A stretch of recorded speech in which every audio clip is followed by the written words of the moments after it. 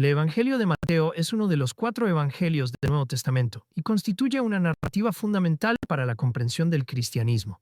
Escrito en un contexto histórico y teológico específico, este texto presenta a Jesús como el Mesías prometido, cuyo ministerio cumple las profecías del Antiguo Testamento.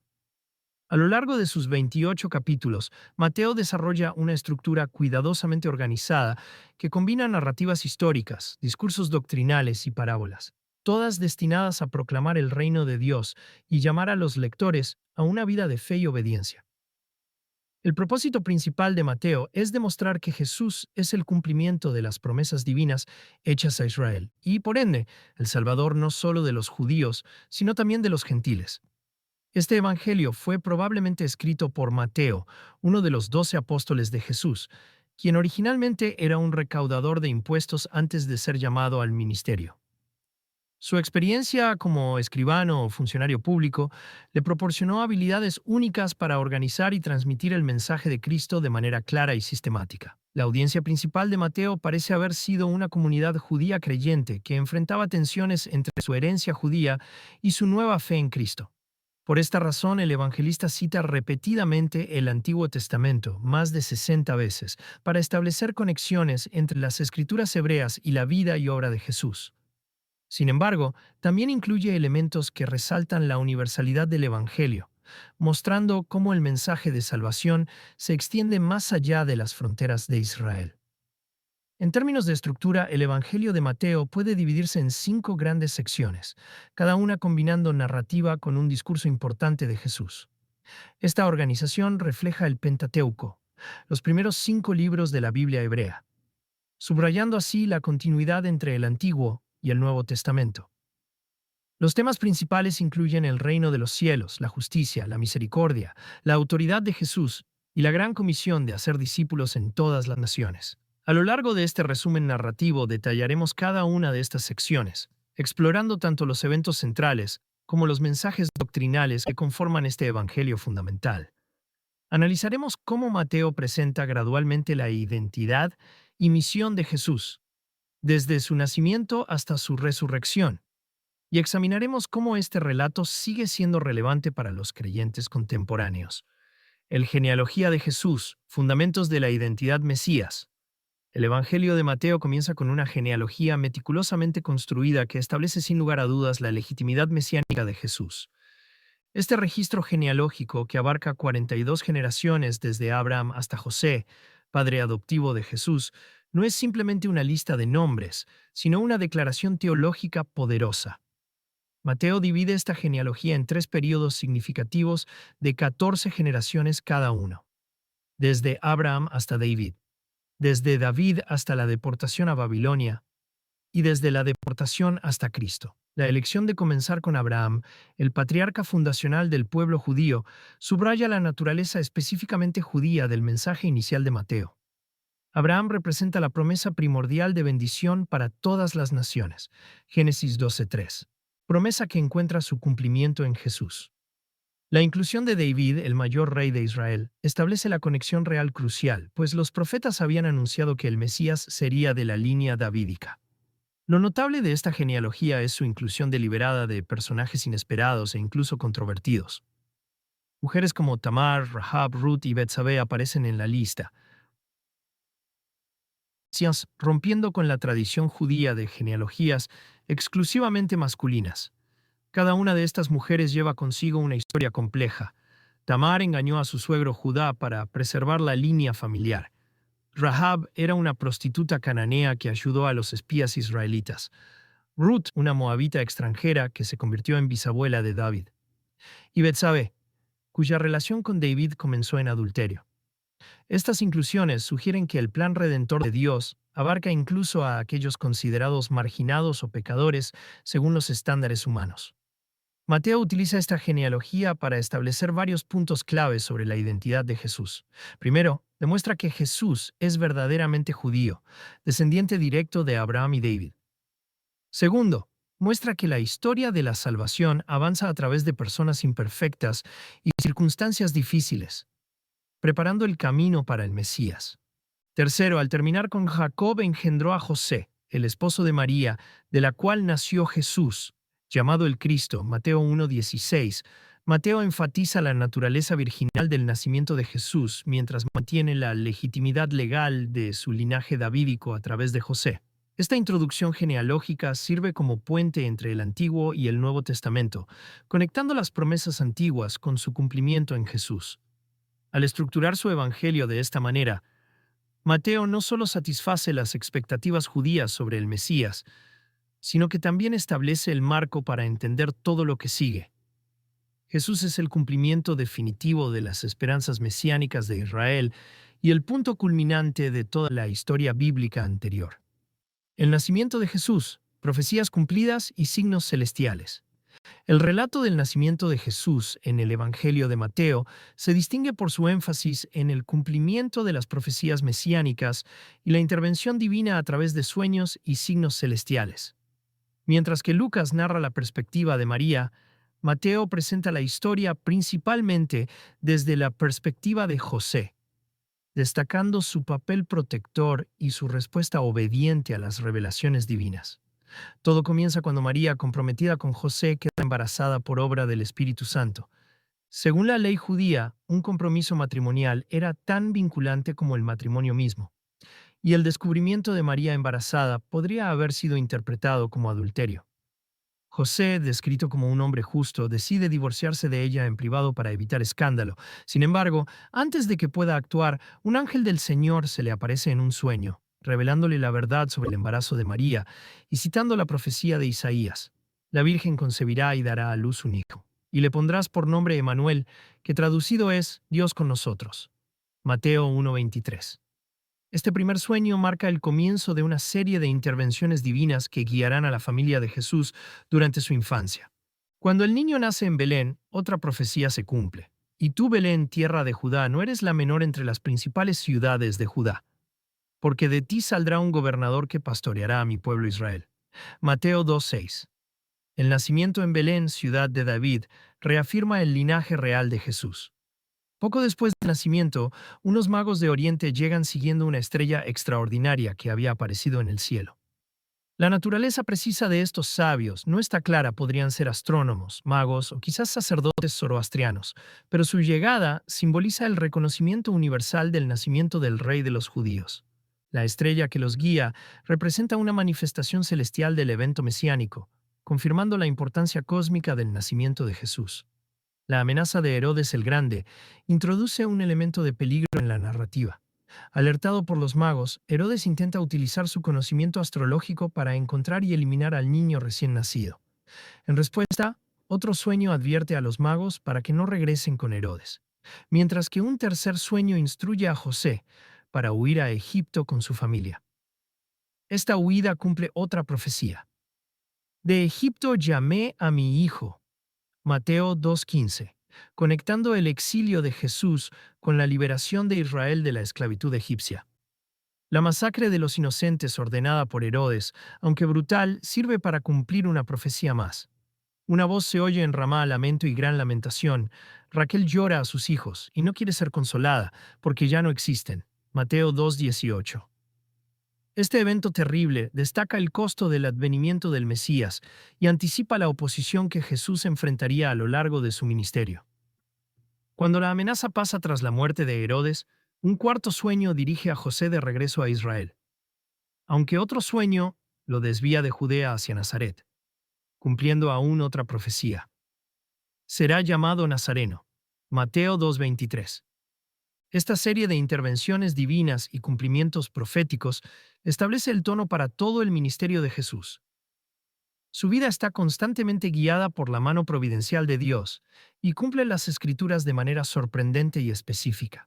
El nacimiento de Jesús, tal como lo narra Mateo, no es simplemente una historia familiar cálida, sino un drama teológico cargado de significado mesiánico. Cada elemento, desde los sueños hasta la estrella, desde las profecías hasta las acciones de José, contribuye a establecer la identidad única de Jesús como el Mesías prometido, cuya venida transformaría el destino de la humanidad. El bautismo y las tentaciones. Inicio del ministerio público. El inicio del ministerio público de Jesús marca un punto de inflexión crucial en el Evangelio de Mateo, donde se revelan aspectivamente sus credenciales mesiánicas y su completa dependencia de Dios. Este periodo comienza con el bautismo de Jesús en el río Jordán, un evento cargado de significado teológico y profético que establece la base para su misión terrenal.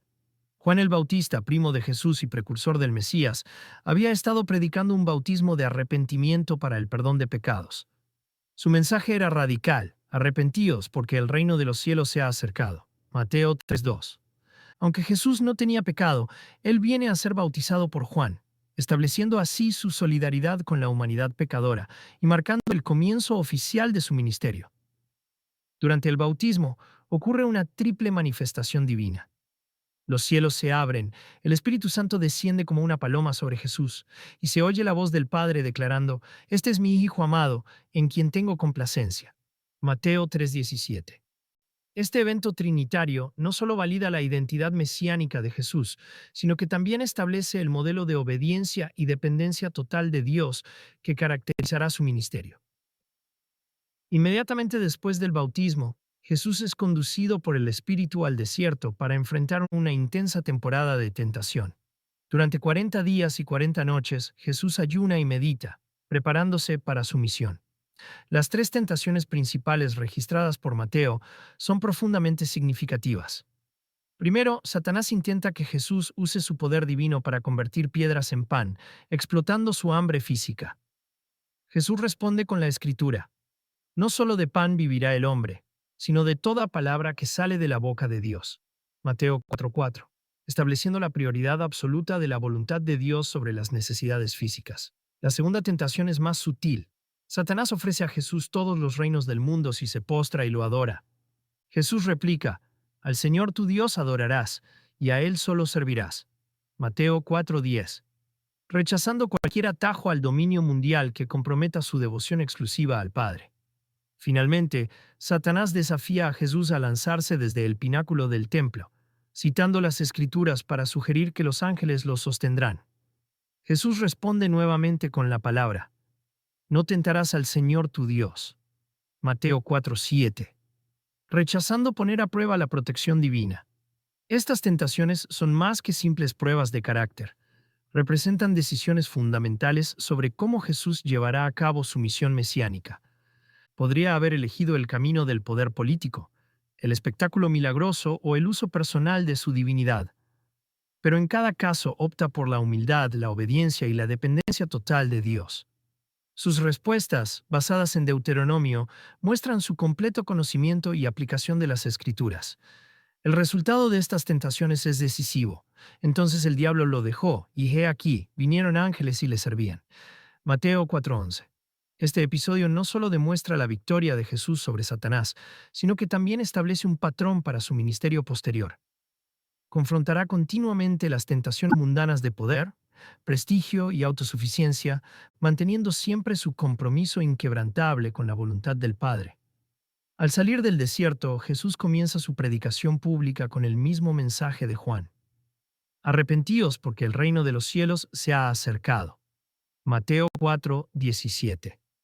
Este anuncio marca el inicio formal de su ministerio galileo y establece el tema central de su enseñanza: la proximidad del reino de Dios. La experiencia del desierto ha fortalecido su resolución y confirmado su misión, preparándolo para el llamado de los primeros discípulos y el desarrollo de su ministerio itinerante. El llamado de los primeros discípulos, Simón Pedro y Andrés, Santiago y Juan, es significativo por su inmediatez y radicalidad. Jesús les dice: «Venid en pos de mí, y os haré pescadores de hombres». Mateo 4:19. Y ellos abandonan todo para seguirlo. Este patrón de llamado y respuesta inmediata se repetirá a lo largo del ministerio de Jesús, mostrando el poder transformador de su presencia y el urgente imperativo de su mensaje. Desde el principio, el ministerio de Jesús se caracteriza por una combinación de enseñanza, predicación y sanidad.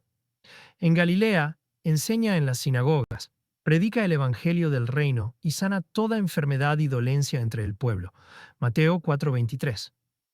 Este triple enfoque enseñanza, predicación y sanidad refleja la naturaleza integral del reino que proclama. Un reino que aborda tanto las necesidades espirituales como las físicas de la humanidad.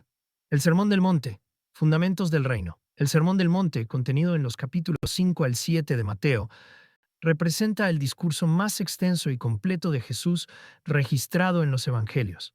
Este sermón no es simplemente una colección de enseñanzas morales, sino un manifiesto revolucionario que define los principios fundamentales del reino de los cielos y establece un nuevo paradigma para la vida espiritual y ética. La introducción del sermón, conocida como las Bienaventuranzas, Mateo 5, 3 a 12, presenta una inversión radical de los valores mundanos. Jesús declara felices a aquellos que, según los estándares humanos, parecen desfavorecidos. Los pobres en espíritu, los que lloran, los mansos, los que tienen hambre y sed de justicia, los misericordiosos, los de corazón limpio, los pacificadores y los perseguidos por causa de la justicia. Estas declaraciones establecen desde el principio que el reino de los cielos opera bajo principios completamente diferentes a los del reino terrenal. El resto del capítulo 5 contiene algunas de las enseñanzas más radicales de Jesús, particularmente cuando expone la verdadera intención de la ley mediante 6 antítesis. Oísteis que fue dicho, pero yo os digo. En cada caso, Jesús profundiza más allá de la letra de la ley para abordar la intención del corazón. Por ejemplo, no solo condena el asesinato, sino también la ira injustificada. No solo el adulterio físico, sino también la lujuria mental. No solo el divorcio indebido, sino también el daño emocional que causa. No solo los juramentos falsos, sino toda forma de manipulación verbal. El capítulo 6 introduce prácticas espirituales fundamentales dentro del reino: la limosna, la oración y el ayuno. En cada caso, Jesús enfatiza la importancia de la motivación interna sobre la apariencia externa. La famosa oración del Señor, Padre Nuestro, sirve como modelo perfecto de oración, centrada en la gloria de Dios y las necesidades básicas del hombre, concluyendo con una petición crucial: líbranos del mal. Jesús también aborda la preocupación por las necesidades materiales, instando a sus seguidores a buscar primero el reino de Dios y su justicia, prometiendo que todas las demás cosas se añadirán. Esta enseñanza sobre la ansiedad y la provisión divina refuerza el tema central de confianza en la soberanía de Dios. El capítulo 7 presenta advertencias y consejos prácticos para la vida en el reino. La regla de oro: haz a otros lo que quieres que te hagan, resume la enseñanza ética del reino. Las advertencias contra el juicio hipócrita, la invitación a pedir y recibir del Padre, y la metáfora de los dos caminos, estrecho y ancho, preparan el terreno para la conclusión memorable. El sermón culmina con la parábola de los dos cimientos, comparando a los que oyen y practican estas palabras con sabios que construyen sobre roca y a los que solo oyen con insensatos que construyen sobre arena. Esta imagen poderosa subraya la importancia de aplicar activamente estas enseñanzas en la vida diaria.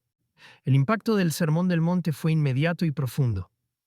La reacción de la multitud fue de asombro, pues Jesús enseñaba como quien tiene autoridad, y no como los escribas. Mateo 7:29. Esta diferencia fundamental radicaba en que Jesús no solo interpretaba la ley, sino que la cumplía y la trascendía como su dador y cumplidor. El Sermón del Monte sigue siendo un desafío constante para los creyentes. Su radicalidad requiere una transformación completa del pensamiento y la conducta, desafiando tanto a los fariseos legales como a los libertinos antinómicos. No ofrece una moral fácil ni un camino de mínimos esfuerzos, sino un llamado a la perfección. Sed, pues, vosotros perfectos, como vuestro Padre que está en los cielos es perfecto. Mateo 5:48. Las obras y los milagros de Jesús, que Mateo registra a continuación del Sermón del Monte, deben entenderse a la luz de esta enseñanza. La curación del leproso, la sanidad del siervo del centurión, la restauración de la suegra de Pedro y la calma de la tormenta no son meros actos de poder, sino manifestaciones del reino que Jesús acababa de describir.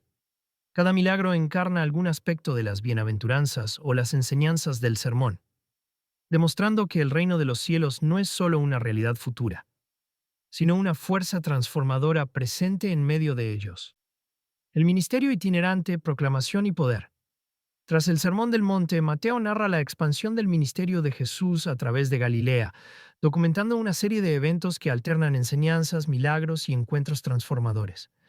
Este periodo itinerante revela la estrategia intencionada de Jesús para proclamar el Evangelio del Reino y demostrar su autoridad mesiánica a través de señales y prodigios.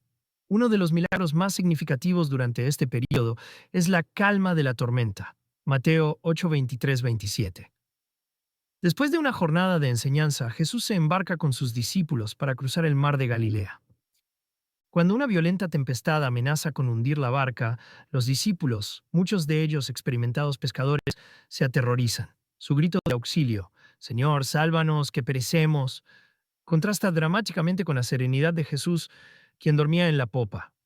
Con una simple orden, calla, enmudece, Jesús domina tanto al viento como al mar, dejando a los discípulos preguntándose, ¿quién es este que aun los vientos y el mar le obedecen?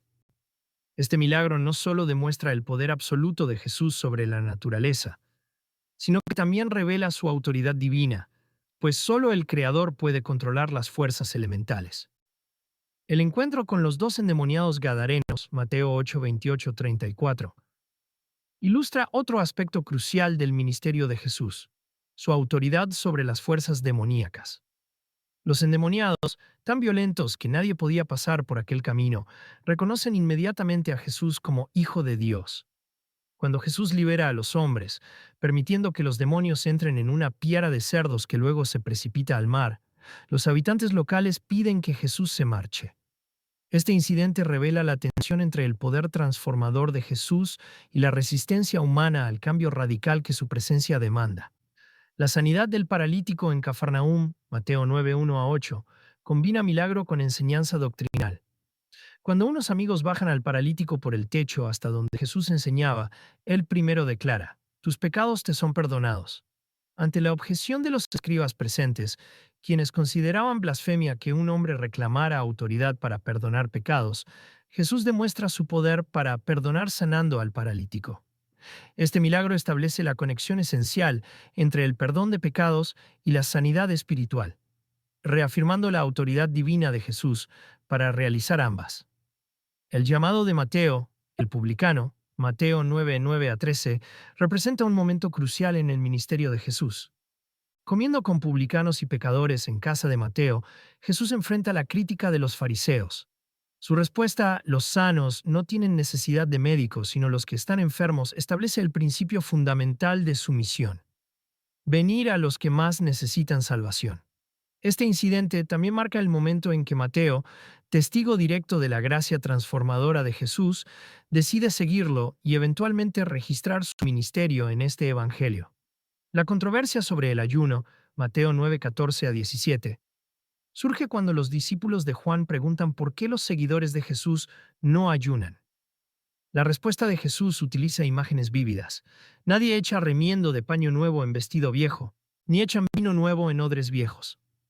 Estas parábolas ilustran que el ministerio de Jesús no es simplemente una reforma del judaísmo existente, sino la introducción de una nueva realidad espiritual que requiere nuevas formas de expresión y práctica. La resurrección de la hija de Jairo y la sanidad de la mujer que tocó el borde de su manto, Mateo 9, 18, 26, demuestran el poder de Jesús sobre la muerte y la fe como medio de acceso a su poder. La interrupción de la procesión fúnebre, junto con la declaración "no está muerta, sino duerme", parece absurda desde el punto de vista humano, pero se convierte en realidad cuando la niña resucita. Paralelamente, la mujer que toca su manto con fe recibe sanidad instantánea, mostrando que el poder de Jesús fluye hacia aquellos que creen. El envío de los 12 apóstoles, Mateo 10, marca una expansión estratégica del ministerio. Jesús otorga a sus discípulos autoridad sobre espíritus inmundos y enfermedades, enviándolos a proclamar el Evangelio del Reino. Sus instrucciones son detalladas y prácticas, preparándolos para la persecución y el rechazo que enfrentarán. El discurso incluye advertencias sobre la oposición que vendrá, pero también promesas de provisión divina y la recompensa eterna para los fieles. Durante este periodo itinerante, Mateo registra numerosas otras sanidades y milagros: la curación de 2 ciegos, la liberación de un mudo endemoniado, y la multiplicación de los 5 panes y 2 peces para alimentar a 5,000 hombres, sin contar mujeres y niños. Cada uno de estos milagros no solo demuestra el poder de Jesús, sino que también sirve como señal del reino presente, donde las necesidades humanas son satisfechas y las limitaciones naturales son superadas por el poder divino. El ministerio itinerante culmina con la transfiguración, Mateo 17, 1 a 13, donde Jesús se revela en su gloria mesiánica ante Pedro, Santiago y Juan. La aparición de Moisés y Elías, representando la ley y los profetas, junto con la voz del Padre declarando, «Este es mi Hijo amado, en quien tengo complacencia, a él oíd», establece a Jesús como el cumplimiento definitivo de toda la revelación bíblica anterior. A lo largo de este período, Mateo presenta un cuadro completo de la autoridad multifacética de Jesús, sobre la naturaleza, el pecado, la enfermedad, los demonios, la muerte y finalmente sobre toda la creación. Cada milagro y cada enseñanza confirman su identidad como el Mesías prometido, mientras que su ministerio itinerante establece el patrón para la expansión del Evangelio que continuaría después de su ascensión.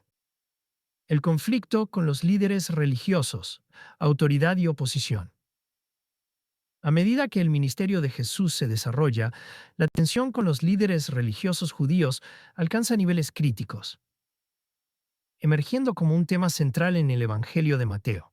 Estos conflictos no son meras disputas teológicas, sino enfrentamientos fundamentales entre dos sistemas de autoridad: el establecimiento religioso tradicional y la nueva revelación del reino de Dios que Jesús proclama. El primer enfrentamiento significativo ocurre cuando Jesús sana a un hombre con mano seca en sábado. Mateo 12, 9 a 14. Los fariseos observan atentamente, buscando evidencia para acusarlo. Jesús, consciente de sus pensamientos, plantea una pregunta crucial: ¿es lícito hacer bien en el día de reposo o hacer mal? ¿Salvar la vida o quitarla? La sanidad subsiguiente y la reacción de los fariseos conspirar contra él para destruirlo marca un punto de no retorno en la hostilidad hacia Jesús. La acusación más grave se produce cuando los fariseos atribuyen los milagros de Jesús a Beelzebú, príncipe de los demonios. Mateo 12, 22, 32. Después de que Jesús libera a un hombre poseído, ciego y mudo, la gente se pregunta, ¿será este el hijo de David? Los fariseos responden con una acusación devastadora: este no echa fuera los demonios, sino por arte de Belcebú. Jesús contraargumenta con lógica irrefutable: un reino dividido contra sí mismo no puede subsistir. Además, declara que los que no están con él están contra él, estableciendo una división fundamental que deja pocas posibilidades de neutralidad. El conflicto sobre la tradición oral constituye otro frente de batalla importante. Mateo 15, 1 a 20. Los fariseos y los escribas critican a los discípulos por no lavarse las manos antes de comer, violando la tradición de los ancianos. Jesús responde con una denuncia severa: bien habéis invalidado el mandamiento de Dios por vuestra tradición.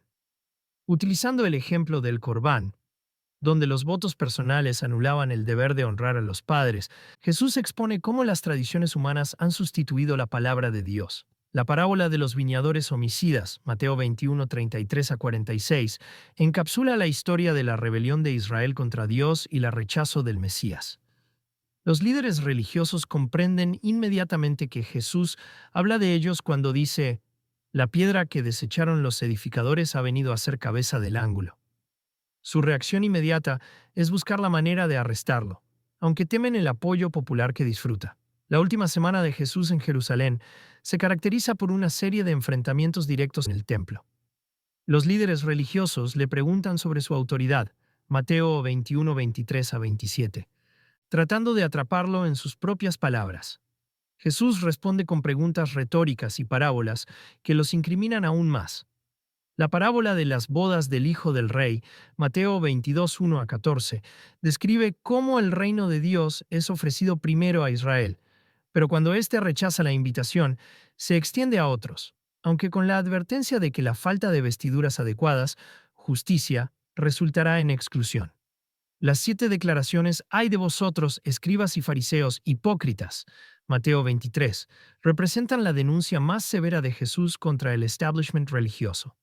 Aquí Jesús no solo critica sus prácticas superficiales, sino que también expone la corrupción fundamental de su sistema. Les acusa de cargar pesadas cargas sobre los hombres y no mover un dedo para ayudarles, de hacer prosélitos que son hijos del infierno y de ser como sepulcros blanqueados, hermosos exteriormente, pero llenos de huesos de muertos y de toda inmundicia interiormente. El conflicto culmina con el juicio de Jesús ante el Sanedrín. Mateo 26, 57 a 68. Aquí, los líderes religiosos buscan testimonio falso para condenarlo, mostrando su determinación de eliminarlo a toda costa. La pregunta crucial, ¿eres tú el Cristo, el Hijo de Dios? Y la respuesta de Jesús, tú lo has dicho. Además os digo que a partir de ahora veréis al Hijo del Hombre sentado a la diestra del poder de Dios, y viniendo sobre las nubes del cielo. Sellan definitivamente su destino. Estos enfrentamientos revelan varias verdades cruciales. Primero, que la autoridad de Jesús no deriva de las estructuras religiosas establecidas, sino directamente de Dios. Segundo, que el reino de Dios trasciende y a menudo contradice las expectativas religiosas humanas. Y tercero, que la oposición a Jesús no es simplemente un desacuerdo teológico, sino una rebelión contra la soberanía divina. La intensificación progresiva de estos conflictos prepara el escenario para la culminación inevitable del ministerio de Jesús en la crucifixión. Parábolas del reino, misterios y revelaciones. El uso de parábolas por parte de Jesús constituye uno de los métodos más distintivos y efectivos de su enseñanza, particularmente cuando trata temas relacionados con el reino de los cielos.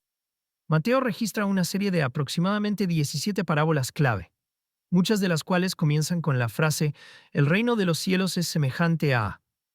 Estas narrativas breves pero profundas emplean imágenes cotidianas para transmitir verdades espirituales complejas, cumpliendo simultáneamente funciones didácticas y discernidoras.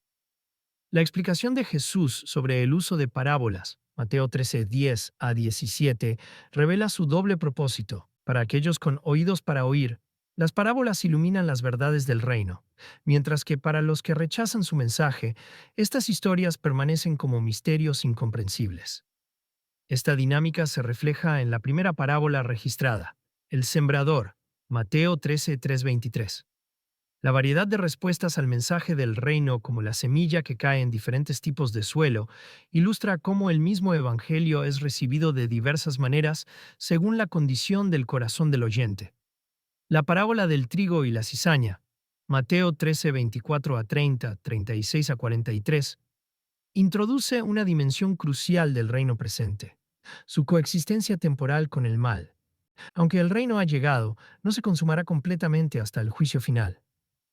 Esta tensión entre el ya y el todavía no del reino explica muchas de las aparentes contradicciones entre la soberanía divina y la persistencia del mal en el mundo. Las parábolas del tesoro escondido y la perla preciosa, Mateo 13, 44 a 46, enfatizan el valor incomparable del reino y la respuesta radical que merece. Aquellos que verdaderamente comprenden su valor dejarán todo lo demás para poseerlo. Esta enseñanza contrasta fuertemente. Aunque el reino ha llegado, no se consumará completamente hasta el juicio final. Esta tensión entre el ya y el todavía no del reino explica muchas de las aparentes contradicciones entre la soberanía divina y la persistencia del mal en el mundo. Las parábolas del tesoro escondido y la perla preciosa, Mateo 13, 44 a 46, enfatizan el valor incomparable del reino y la respuesta radical que merece. Aquellos que verdaderamente comprenden su valor dejarán todo lo demás para poseerlo. Esta enseñanza contrasta fuertemente.